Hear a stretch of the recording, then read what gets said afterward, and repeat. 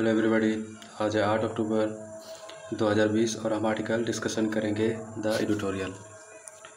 तो आज का पहला आर्टिकल है पॉलीग्राफ नार्को एनालिसिस टेस्ट। तो ये एक टेस्ट है, मेंस जीएस पेपर 3 टेक्नोलॉजी और प्रीलिम साइंस एंड टेक्नोलॉजी से आर्टिकल को रिलेट कर सकते हैं। तो पॉलीग्राफ टेस्ट या नार्को एनालिसिस टेस्ट क्या होता है? तो देखिए, it is a based on the psychological response given by the accused and is used to assess if a person is lying और नॉट।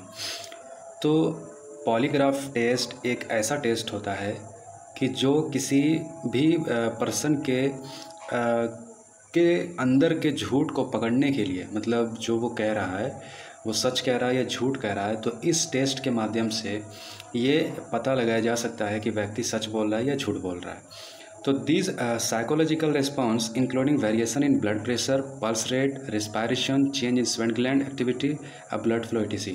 तो ये एक तरह का मनोवैज्ञानिक जो है एक रिस्पॉन्स बताता है व्यक्ति के ब्लड प्रेशर के बारे में, उसके पल्स रेट के बारे में, उसके श्वसन गति के बारे में, उसके ग्लैंड के बारे में और उसकी एक्टिविटी, ब्लड फ्लो, ये सारी चीज़ें ओवरऑल एक कॉम्बिनेशन बना करके व्यक्ति के झूठ को पकड़ा जाता है कि वो व्यक्ति जब वो बोलता है तो मशीन ये टेस्ट जो है ये तय कर लेता है कि व्यक्ति सच बोल रहा है या झूठ बोल रहा है। ठीक है, पॉलीग्राफ टेस्ट याद रखिएगा।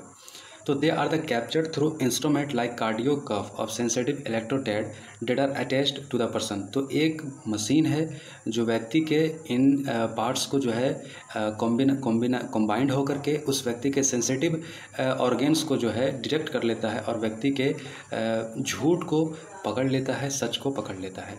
ए numerical value is assign to each response to conclude if a person is telling the truth और डिसीविंग द अनसर्टेन। तो किसी भी परिस्थिति में व्यक्ति झूठ बोल रहा है या सच बोल रहा है तो पॉलीग्राफ टेस्ट के माध्यम से ये चीज़ें हम जान सकते हैं। तो नार्को एनालिसिस, तो इसके एनालिसिस देख लेते हैं थोड़ा। देखिए, analysis test involve injection of a drug called sodium pentothal. It includes hypnotic और sedated state in the accused that the neutralize their imagination. तो नार्को एनालिसिस देखिए ये क्या है कि एक ड्रग की तरह होता है जो इंजेक्शन बॉडी के अंदर दिया जाता है और फिर ये इंजेक्शन जाने के बाद जो है व्यक्ति की जो क्रिया होती है वो कुछ मशीन फिर वो जांच कर पाता है कि व्यक्ति झूठ बोल रहा है या सच बोल रहा है। और फिर जहाँ तक अगर इसकी लीगल इम्प्लीकेशन की बात करें, इसका इस्तेमाल करना कैसा है, सही है या गलत है, तो यहाँ पर एक देखिए केस है Selvi versus state of Kerala. Supreme court में ये केस गया था। तो सुप्रीम कोर्ट ने ये केस के बारे में ये कहा था, एक्यूज्ड यानी कि किसी व्यक्ति के साथ इस तरह का व्यवहार हुआ तो उस व्यक्ति ने सुप्रीम कोर्ट में ये चैलेंज किया, ये केस जो है Selvi versus state of Kerala, कि उस व्यक्ति का जो है मशीन के थ्रू जो है चीज़ों को जानने की कोशिश की गई। तो फैक्ट क्या है कि किसी भी इंडिविजुअल का टेस्ट बगैर उसकी पर्सनल लायबिलिटी के, बगैर उसकी अनुमति के नहीं की जानी चाहिए। अगर वो एक्यूज़ नहीं है तो, अगर वो मुजरिम नहीं है तो, ठीक है, अगर व्यक्ति मुजरिम नहीं है, अगर उससे कोई पब्लिक सर्व नहीं होता है, कोई पब्लिक वैल्यू सर्व नहीं होता है, तो उस व्यक्ति को ज़बरदस्ती इस तरह के टेस्ट कराना, पॉलीग्राफ टेस्ट कराना, ये बिल्कुल भी सही नहीं होगा। A court also has examine the scope article 20। तो आर्टिकल 20 के चूँकि राइट टू लिबर्टी है, व्यक्ति के पास आज़ादी है, स्वतंत्रता, आज़ादी है, तो इसके मातहत, इसके नज़र रखते हुए व्यक्ति के साथ जो है इस तरह की व्यवहार अगर वह एक्यूज़ नहीं है तो नहीं की जानी चाहिए। तो स्कोप क्या है, देखिए इसमें स्कोप बहुत अच्छा है। नेशनल ह्यूमन राइट कमीशन जो है पॉलीग्राफ टेस्ट को इस्तेमाल करती है एक्यूज्ड में, कि व्यक्ति जब कोई ऐसी घटना करता है कि ह्यूमन राइट्स किसी को वायलेट करता है, गलत एक्टिविटी में संलिप्त रहता है और वो पकड़ा जाता है, तो बेहतर है कि उसके सच को जानना एक काफ़ी अच्छा, मतलब हमारे लिए कह सकते हैं कि ये इन्वेस्टिगेशन के लिए काफ़ी अच्छा हो जाता है। लेकिन the result of the test can not be consider as a confession of a person of drug included state can not exercise choice in answering question. तो व्यक्ति पहले ये भी तय है कि अगर व्यक्ति से पहले अगर हम सवाल कर ले और वो ठीक जवाब दे दे तो फिर इस कंडीशन में फिर ये ड्रग का मामला, फिर उसके बाद नार्कोसिस ड्रग और फिर उसके बाद पॉलीग्राफ टेस्ट, तो ये करने की ज़रूरत नहीं होगी। एविडेंस के रूप में जो है कोर्ट में इसको उपयोग में किया जा सकता है। मतलब कुछ प्रिकॉशन है, विदाउट एक्यूज्ड अगर कोई वो जुर्म में संलिप्त नहीं रहा, उससे कोई पब्लिक जो है वैल्यू सर्व नहीं हो रहा है, तो किसी व्यक्ति के साथ इस तरह की टेस्ट नहीं की जानी चाहिए, चूँकि उसका right to liberty article number 20 और एक कानून सरकार ने यहाँ Selvi versus state of Kerala, इसमें ये बात कही गई थी। सुप्रीम कोर्ट ने कहा था उसी व्यक्ति को जो है ये टेस्ट की जानी चाहिए जो व्यक्ति एक्यूज्ड है और किसी भी व्यक्ति के फंडामेंटल लायबिलिटी यानी कि उसके जो मूलभूत अधिकार है उसका हनन नहीं की जानी चाहिए और उसके कंसर्न के बगैर उसको उस पर ये टेस्ट नहीं की जानी चाहिए। तो ये था पहला आर्टिकल। दूसरा आर्टिकल है हमारा इकोनॉमिक डिपेंडेंस, आर्थिक निर्भरता। ठीक है, मेंस जिस पेपर 3 इकोनॉमिक डेवलपमेंट से आर्टिकल को रिलेट कर सकते हैं, बहुत इंपॉर्टेंट आर्टिकल है ये।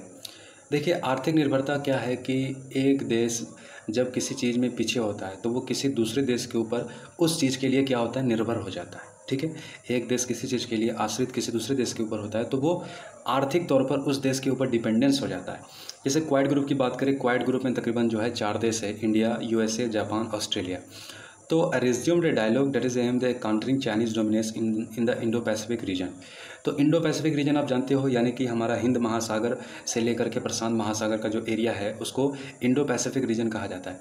तो इस रीजन में चाइना का डोमिनेंस बहुत ज़्यादा तेज़ी से बढ़ रहा है। तो ये क्वाड ग्रुप वाले जो 4 देश है, इंडिया, यूएसए, जापान, ऑस्ट्रेलिया, तो चाइना के डोमिनेंस को कंट्रोल करने के लिए, उस पर नज़र रखने के लिए क्वाड ग्रुप जो है ये काउंटरिंग करने की कोशिश करते हैं, खासतौर से इंडो पैसिफिक रीजन में अपने हित को बचाने के लिए।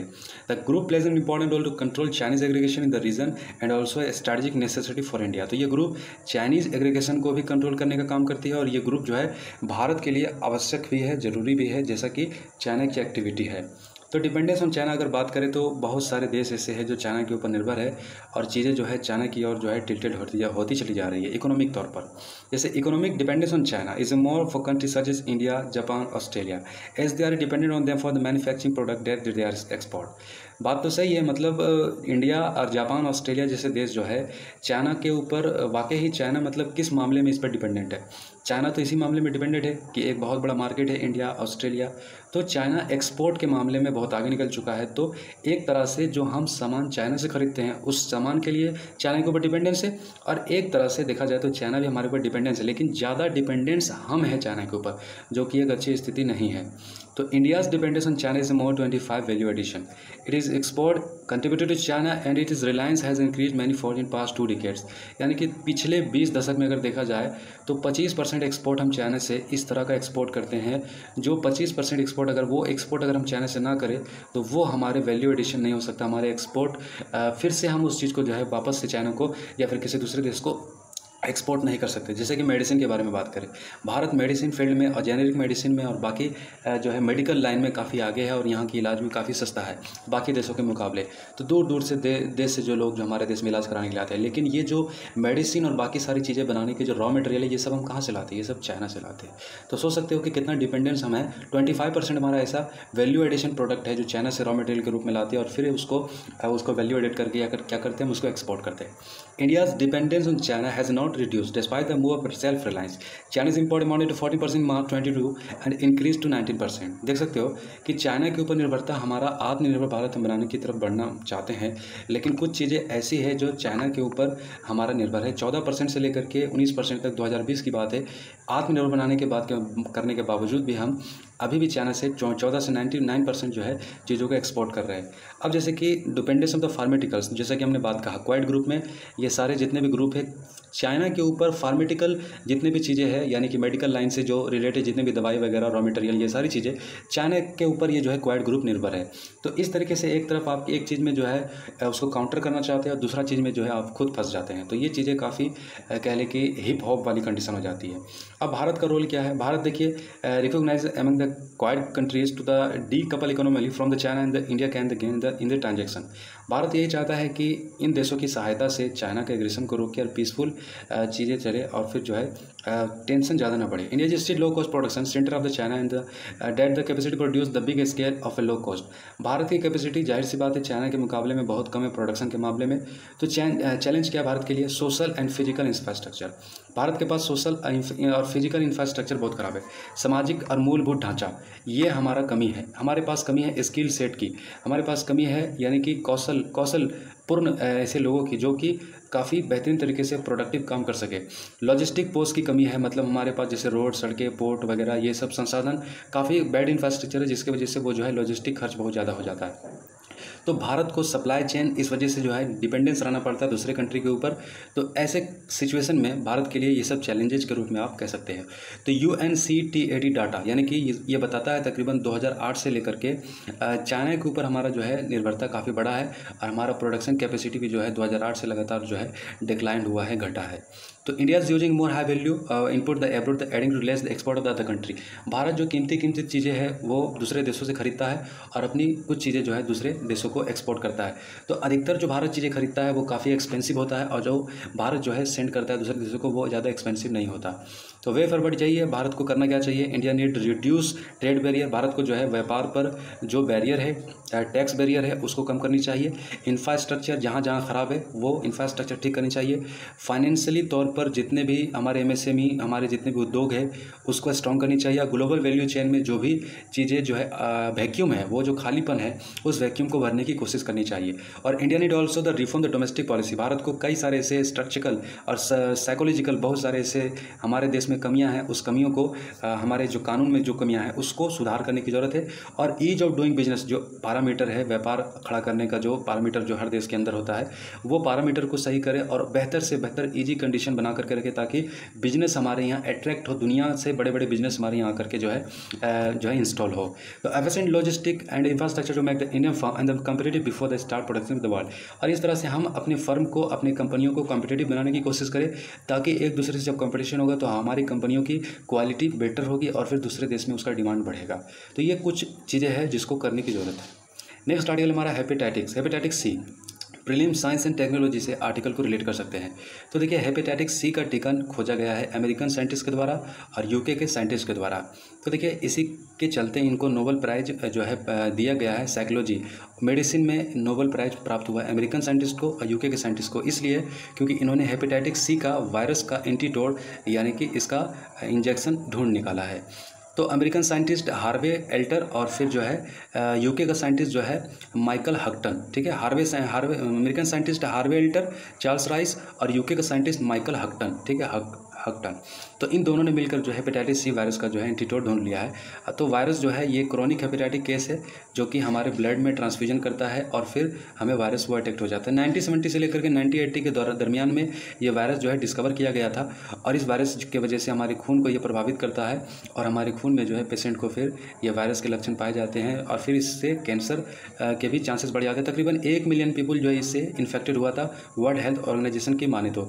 तकरीबन 4 लाख लोग जो है 2016 में इसी वायरस की वजह से जो है डेथ हो गए थे। तो अभी जो वैक्सीन जो बना है, डिस्कवर हुआ है, तो काफ़ी अच्छा होगा। ये वैक्सीन बनने के बाद जो है इस वायरस से जो है कंट्रोल हो जाएगी और ये चीज़ें जो है काफ़ी फ़ायदा रहेगा। The 2 other virus they discover, तो और भी कई सारे इससे रिलेटेड वायरस जैसे कि hepatitis A, hepatitis B virus.